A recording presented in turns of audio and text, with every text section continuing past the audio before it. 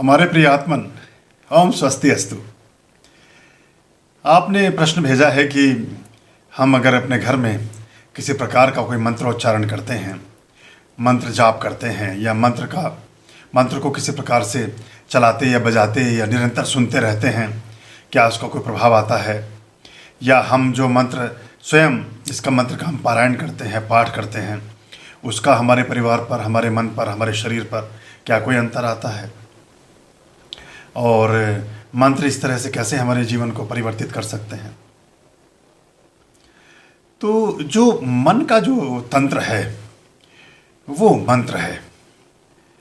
मन में हमारे मन को नियंत्रित करने का अगर कोई यंत्र है तो वो मंत्र है।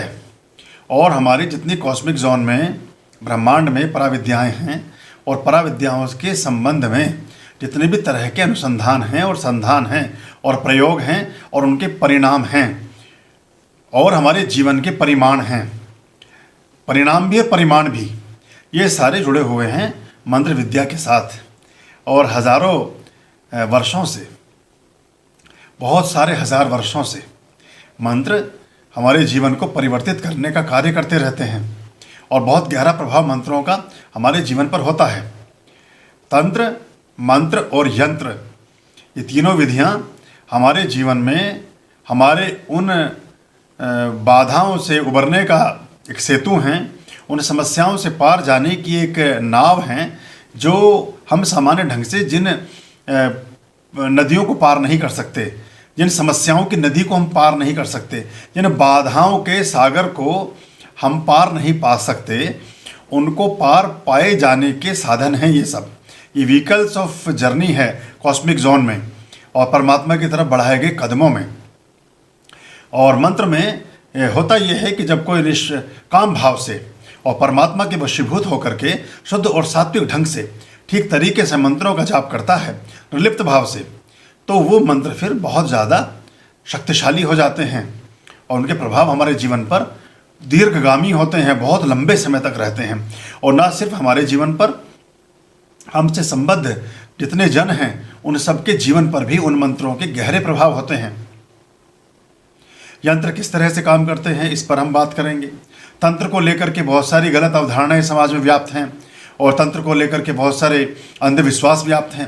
तंत्र को लेकर के बहुत सारी गलत तरह की हमने अपनी मानसिकताएं बना रखी हैं, उस पर भी बात करेंगे। तंत्र की जो इंग्लिश है वो है सिस्टम। कहते हैं तंत्रिका तंत्र, हमारी जो बॉडी का सिस्टम है वो, उसको हम बोलते हैं तंत्रिका तंत्र। तो तंत्र कहते हैं किसी भी काम को ठीक ढंग से किए जाने की आर्ट।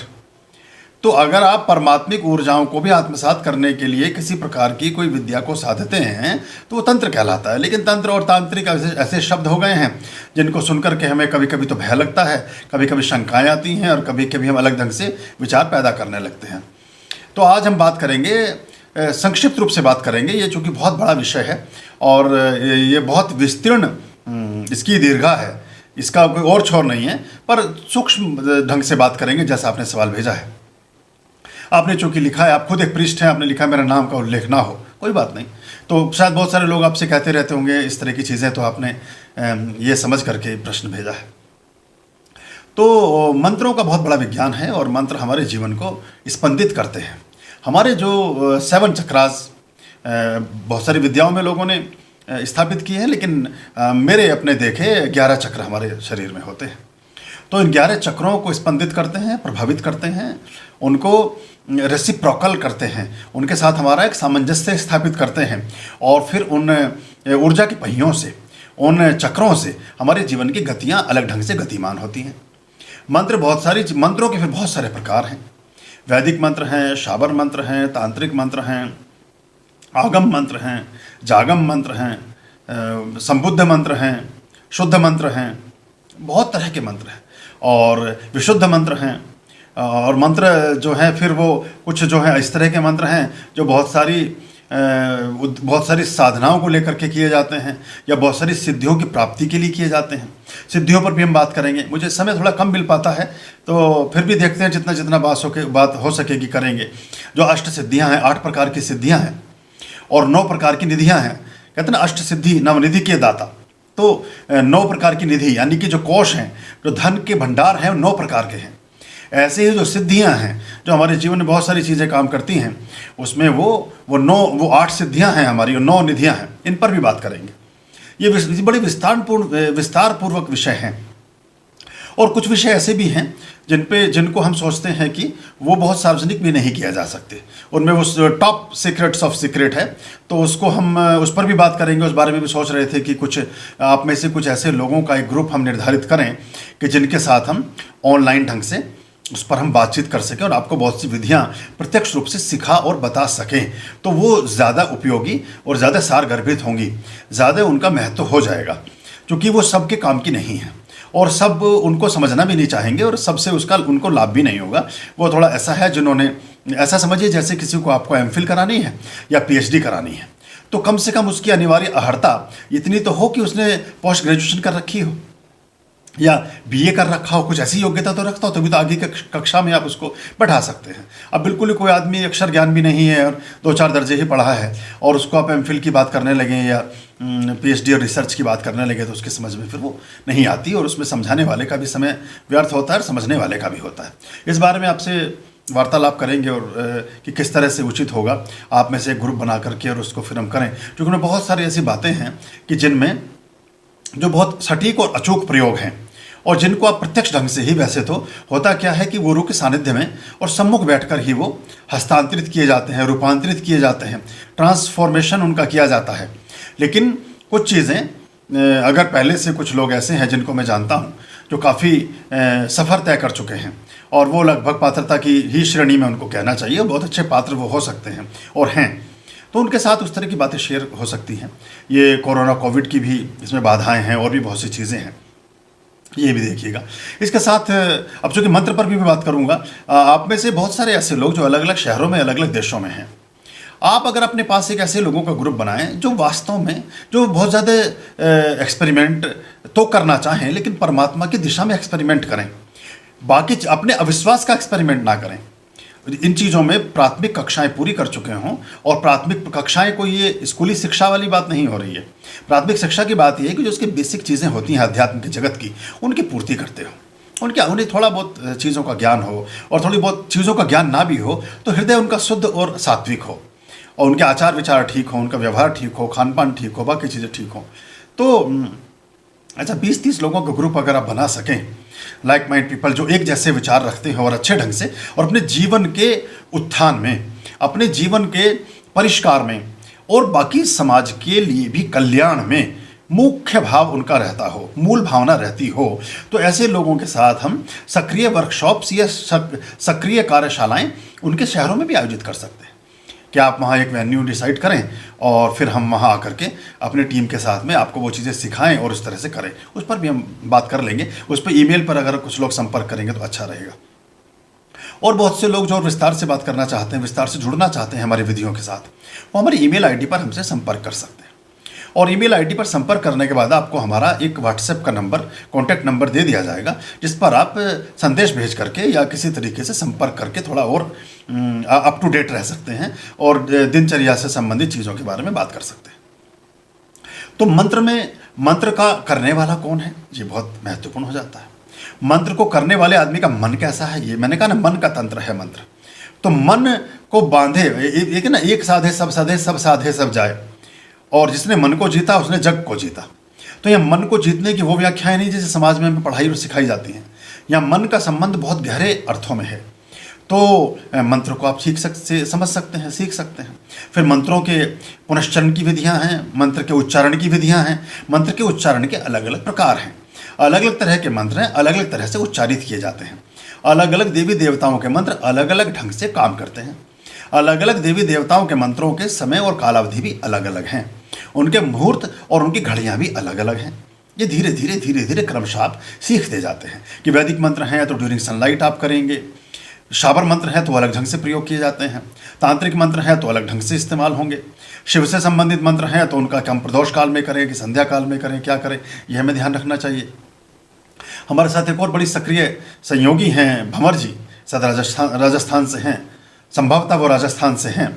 वो बहुत रुचि के साथ संबद्ध रहती हैं और बहुत अच्छी उनकी प्रतिक्रियाएं रहती हैं। उन्होंने एक बार पूछा था कि मासिक शिवरात्रि के बारे में सवाल आपके आते रहते हैं, मैं कुछ कुछ याद रखने की कोशिश करता हूँ, कभी कभी ध्यान से उतर भी जाता है, तो उस सवाल को आप फिर से भी लिख सकते हैं। तो हर महीने कृष्ण पक्ष की त्रयोदशी को, पूर्णिमा से अगले दिन कृष्ण पक्ष शुरू हो जाता है और अमावस्या से अगले दिन शुक्ल पक्ष शुरू हो जाता है। तो पूर्णिमा से अगले दिन से जब हमारा कृष्ण पक्ष शुरू होगा, उसकी त्रयोदशी यानी 13वां दिन, उसको थोड़ा कभी कभी पंचांग में ऊपर नीचे हो जाता है, कभी 12वें दिन भी 13वां दिन आ जाता है, कभी 14वें दिन भी 13वां दिन आता है। वो कभी कभी तिथियां डबल होने से या तिथि क्षय होने से ये योग बनता है। उस दिन मासिक शिवरात्रि होती है। तो मासिक शिवरात्रि पर आप रुद्राष्टाध्यायी के जो मंत्र है, रुद्री पाठ के मंत्र, उनको कर सकते हैं, शिवाष्टक कर सकते हैं, आप रुद्राष्टक कर सकते हैं, आप पुष्प महिमन स्तोत्र कर सकते हैं, आप शिव महिमन स्तोत्र कर सकते हैं। शिव के बहुत सारे मंत्र हैं, हजारों मंत्र शिव के हैं और अलग ढंग से हैं। उन सबको आप, उनमें से किसी भी मंत्र को जो आपको ठीक लगता है उसको कर सकते हैं। महामृत्युंजय मंत्र आप कर सकते हैं, महामुक्ति मंत्र आप कर सकते हैं, संजीवनी विद्या मंत्र आप कर सकते हैं। तो ये सारे मंत्र आपको आप मासिक शिवरात्रि जो मैंने बताया, त्रयोदशी, कृष्ण पक्ष की त्रयोदशी को होती है, और संध्या काल करें। तो प्रदोष काल में, ये संध्या काल गोधूली वेला, यानी कि शाम जो है छिपने के नज़दीक है और शाम पूरी तरह हुई नहीं है, उस समय की गई शिव की जो साधनाएं हैं वो बहुत फलीभूत होती हैं, अच्छी रहती हैं। ऐसे ही जो दुर्गा सप्तशती में 700 मंत्र हैं, उन मंत्रों के अलग अलग ढंग हैं, अलग ढंग से आप उनको कर सकते हैं। उसमें जो बाद में संपुट मंत्र हैं उनको आप उपयोग में ला सकते हैं। सिद्धकुंजिका मंत्र के, सिद्धकुंजिका स्तोत्र के जो मंत्र हैं वो बहुत अच्छे मंत्र हैं और बहुत सारी चीज़ों में हमें मदद करते हैं। तो ये इस तरह के मंत्र हमारे जीवन को बेहतर और अच्छा करते हैं। वो आपका एक प्रश्न था कि देखिए ये जो जितनी भी प्रकृति है, जितना भी कुदरत है, जितनी भी नेचर है, जो चीज़ें ईश्वर से संबद्ध हैं, वो सभी मंत्रों से अभी प्रेरित होती हैं, मंत्रों के साथ जुड़ती हैं, मंत्रों से प्रभावित होती हैं और मंत्रों के साथ उनका एक एकाकार हो जाती हैं, एक लय बनती है उनकी सिर्फ। और जो चीज़ आर्टिफिशियल है उसके बारे में तो हम नहीं कह सकते, जो चीज़ मनुष्य ने बनाई है, लेकिन जो भी चीज़ कुदरत ने बनाई है उस पर बड़ा प्रभाव आने लगता है।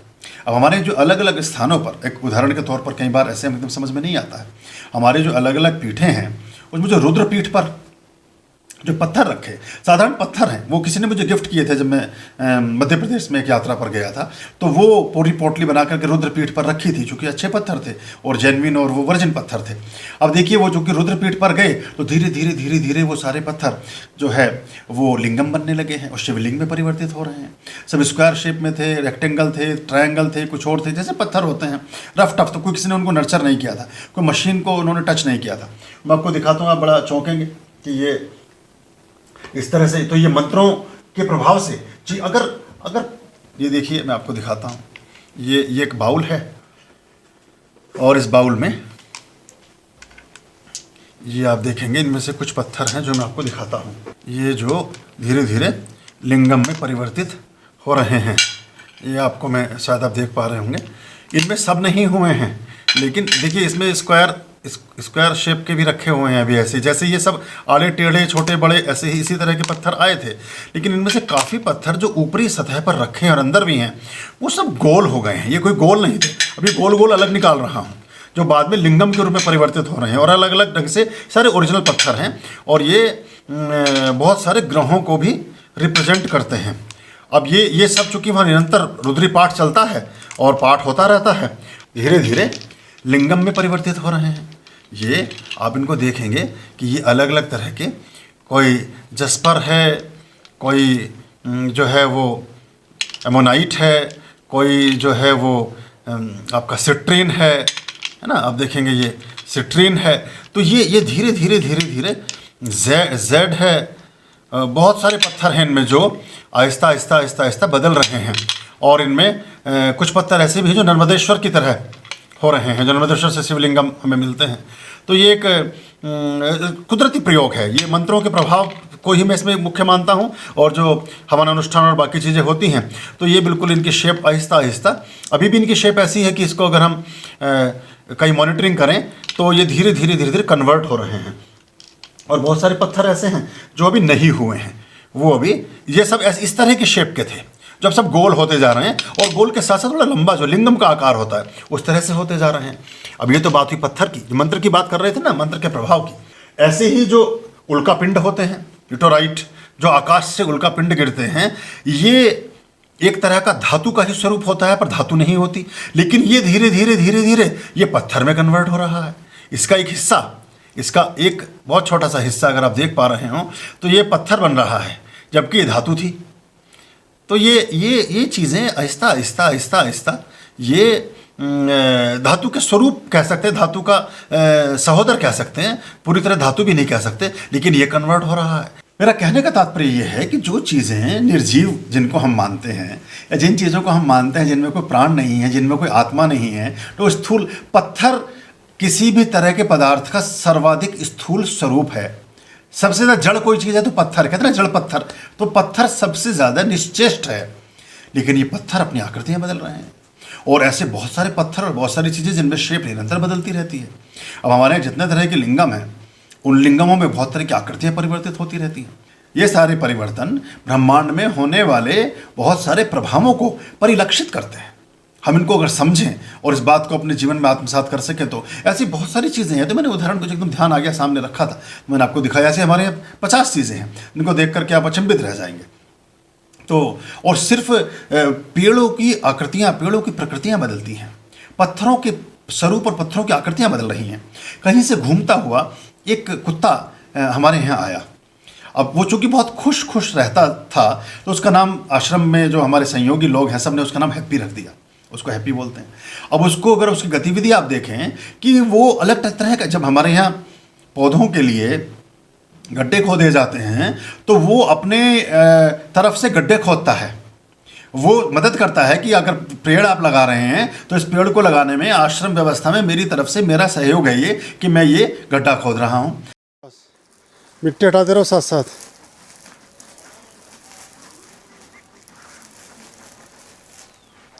हाँ, गोलाई में बनाओ, गोलाई में, गोलाई का ध्यान रखना एकदम।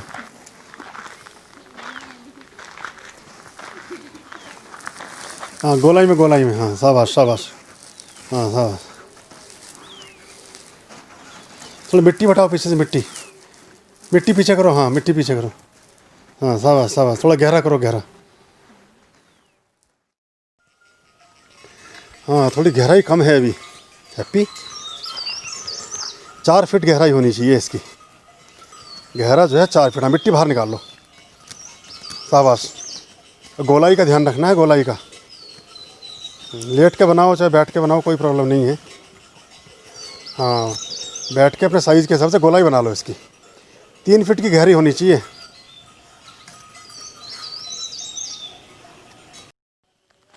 शाबाश शाबाश, हाँ हाँ करो बेटा, करो करो, और गहरा करो, हाँ।